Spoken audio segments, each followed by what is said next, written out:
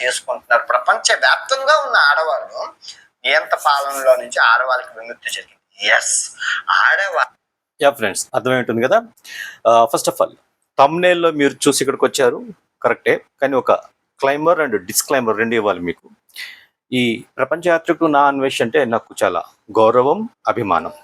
కారణం, తనకు తగ్గట్లుగా తను జీవిస్తాడు, అంతే.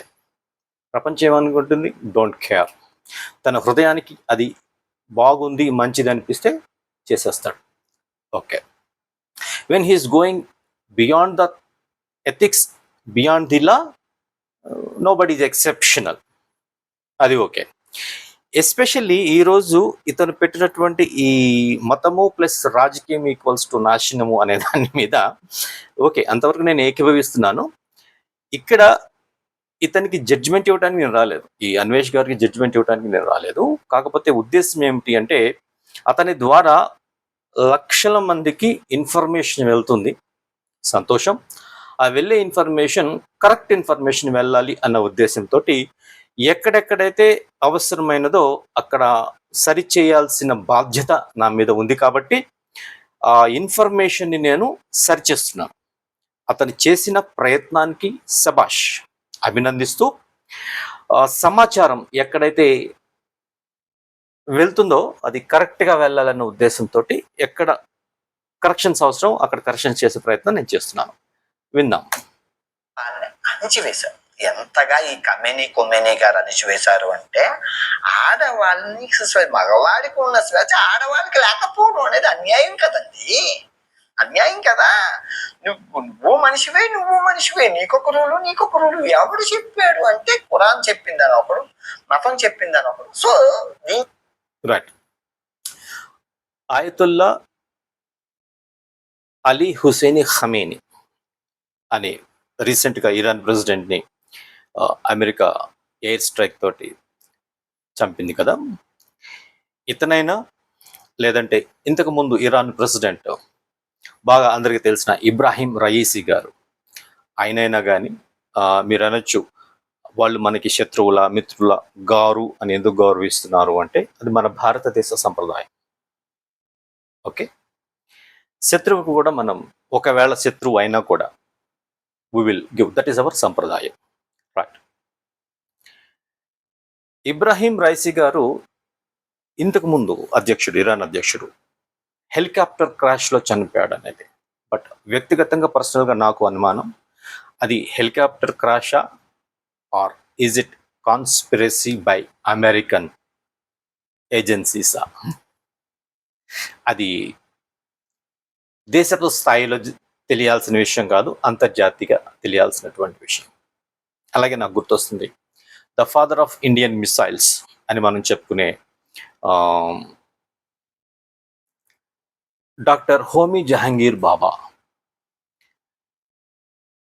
భారతదేశానికి స్వతంత్రం వచ్చిన సమయం నుంచి ఆ సమయంలో అణ్వాయుధాలకి ఒక పితామహుడిగా చేసినటువంటి వ్యక్తి డాక్టర్ హోమీ జహాంగీర్ బాబా. ఆయన ఎయిర్ ఇండియా క్రాష్ రష్యాలో, రైట్, ఒకసారి నేను డేట్ చూస్తాను.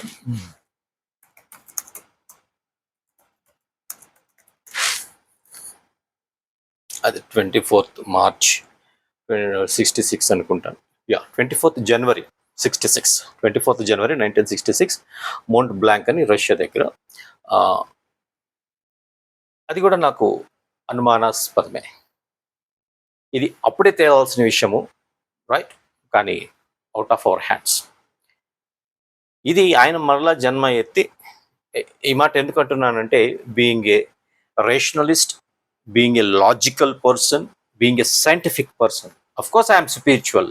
Spiritual is more logical, more rational than scientific, understand it. ఈయనతో అదే ఫ్లైట్లో ప్రయాణం చేసిన ఒక సింగ్ అనేటటువంటి మిలిటరీ పర్సన్, నేవీ పర్సన్, ఒక మహిళగా జన్మ ఎత్తాడు పటౌడీలో. పటండి మహిళగా జన్మ ఎత్తి. ఇది ఎట్లా తెలిసిందంటే, డాక్టర్ తృప్తి జైన్ అని, ఆమె పాస్ట్ లైఫ్ రిగ్రెషన్ ఎక్స్పర్ట్ అనమాట. ఆమె అది ఒక నేషనల్ ఛానల్లో షోస్ వచ్చాయి. ఆ షోస్లో ఒక షోలో ఇది బయటకు వచ్చింది. చెప్పిన ఇన్ఫర్మేషన్ అంతా కూడా హోస్ట్ రవికిషన్ గారు క్రాస్ చెక్ చేశారు. ఇది ఓకే అని నిర్ధారణ చేస్తున్నారు. ఈయనతో ప్రయాణం చేసిన ఒక సైలర్, ఒక ఆర్మీకి చెందిన వ్యక్తి ఒక జన్మ ఎత్తి విషయాలు చెప్పారు. అలాగే హోమీ జహంగీర్ బాబా గారు కూడా ఒక మానవ అవతారం తీసుకుని ఉంటే, రీఇన్కర్నేషన్ జరిగి ఉంటే, right, then we will come to know what happened exactly. నేనేం మాట్లాడుతున్నానో స్పృహలోనే మాట్లాడుతున్నాను. ఓకేనా? Right. What I would like to convey here is simply, Iran president మాజీ ఇబ్రాహీం రైసీ గారు హెలికాప్టర్ క్రాష్ అని అందరూ భ్రమపడుతున్నారు. దాని వెనుక ఏముంది తెలియాల్సిన అవసరం. తర్వాత ఇప్పుడు ఎందుకు ఇంత హడావుడిగా ఎయిర్ స్ట్రైక్స్ జరిగాయి అంటే, ఒకటి, నేను ఒక అగ్రదేశాన్ని, నా దేశానికి కావాల్సిన వస్తువు నీ దగ్గర ఉంది అంటే నువ్వు నాకు నేను చెప్పిన రేటుకి అమ్మాలి. అంటే నువ్వు నాకు గివ్ అండ్ టేక్లో ఒక ట్రేడింగ్ చేయకూడదు, ఒక స్లేవరీ లాగా చేయాలి. లేకపోతే ఏమవుతుంది అంటే, నీకు అంటే గిట్టని వాడు నీకు నైబర్, లేదంటే నీకు ఒక కజిన్ ఎవడో ఉంటాడు కదా, దాయాదుల మధ్య యుద్ధము. అదే కదా మన చరిత్ర ఏమైనా తీసుకోండి, భూమి పుట్టిన దగ్గర నుంచి చరిత్ర మీరు తీసుకోండి, దాయాదులు అన్నదమ్ముల మధ్య గొడవలు, అవే చరిత్ర. అంతకుమించి ఏముంది చరిత్ర? ఇరాన్ ఇరాక్ ఏంటి? ఓకే, సద్దాం హుసేన్కి ఫండింగ్ ఇచ్చింది ఎవరు? అంత స్ట్రెంగ్త్ ఇచ్చింది ఎవరు? American government. కావాల్సిన ఫండింగ్ ఇచ్చింది, ఏదో ఒక పేరు చెప్పి, అగ్రికల్చరల్ అని, what ever it may be. ఎందుకు?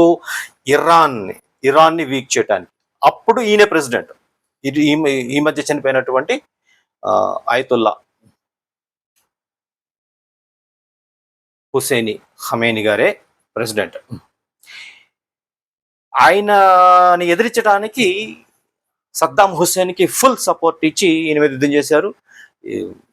దాదాపు 6 లక్షల మంది పైగానే మరణించారు, కానీ ఎవరు సాధించింది ఏమీ లేదు. ఆ తర్వాత రీసెంట్గా సద్దాం హుస్సేన్ని అమెరికా గవర్నమెంట్ అదొక తీవ్రవాది, ఉగ్రవాది అని ఒక బ్రాండ్ వేసేసి ఉరిశిక్ష వేసి చంపేస్తుంది. ఇచ్చింది ఎవరు ఆయనకి? అమెరికా. మరలా ఇప్పుడేంటి? ఇరాన్ కూడా ఏదో ఒక చెప్పాలా, సంథింగ్ డన్ అయిపోయింది. తెలియాల్సింది ఏంటి అంటే, ఈ ట్రంప్ అన్నాను నేను, ఆ అమెరికా అధ్యక్ష కుర్చీలో ఎవరు కూర్చున్నా అలానే బిహేవ్ చేస్తారు. Who is Obama? Barack Hussein Obama. చంపినవన్నీ ఒబామా కిల్డ్ ఒసామా. చూసుకుంటే ఇద్దరు ఫ్రమ్ ఇస్మాయిల్, ఒకటే. కానీ అక్కడ అదే నేను చెప్తున్నాను, ఆ అధ్యక్ష పదవి కుర్చీలో కూర్చున్నవాడు ఎవడైనా సరే అట్లాగే బిహేవ్ చేస్తాడు. సో పలానా పేరు అని నేను చెప్పను, ట్రంప్ అని, ఒబామా అని, George bush junior, George bush senior, ఇలా నేను పేర్లు చెప్పను. వాళ్ళకి కావాల్సింది ఏంటంటే, ప్రపంచంలో వాళ్ళకి అవసరమైన వస్తువు వాళ్ళు చెప్పిన రేటుకి నోరు మూసుకొని వాళ్ళకి ఇవ్వాలి, ఒక బానిసలాగా వాళ్ళకి ఇవ్వాలి. లేదు అంటే నీకు అంటే గిట్టని నీ అన్నదమ్ముల మధ్య, దాయాదుల మధ్య వాడు వచ్చేస్తాడు, ఇటు అటు చేసేస్తాడు. అది గుర్తించాలి. That we have to understand. ముఖ్యంగా భారతీయులమై ఉండి మనం తెలుసుకోవాల్సింది, వేరే వాడు మనలో చొచ్చే అవకాశం అని ఇవ్వకూడదు. That unity, that strength. Pahalgam విషయంలో చాలా యూనిటీ మనం మెయింటైన్ చేసాం.